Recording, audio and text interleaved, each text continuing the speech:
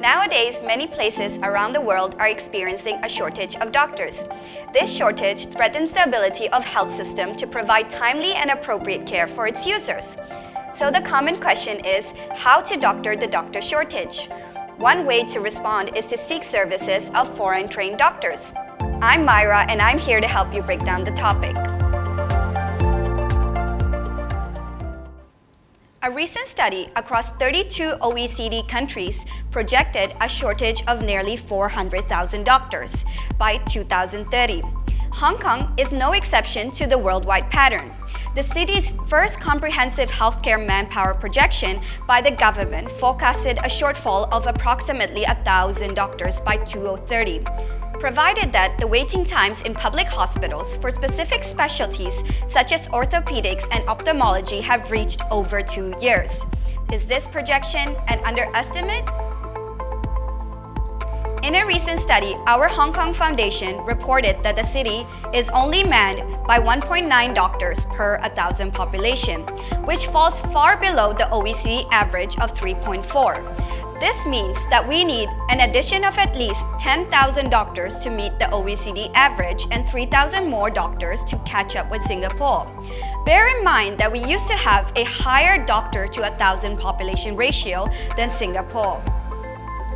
Why is Hong Kong falling behind?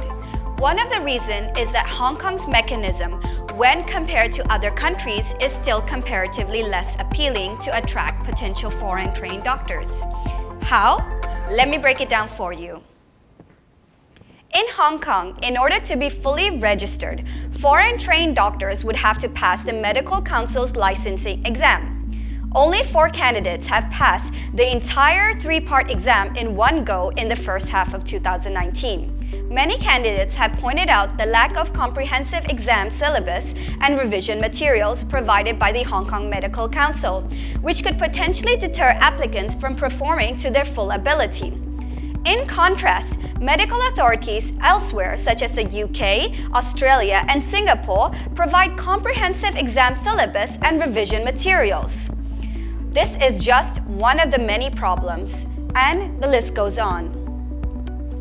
Is there an alternative pathway available for doctors to practice in Hong Kong? Yes, doctors with proven experience and knowledge can apply for limited registration, meaning that they can practice in limited settings with the possibility of renewal once every 3 years.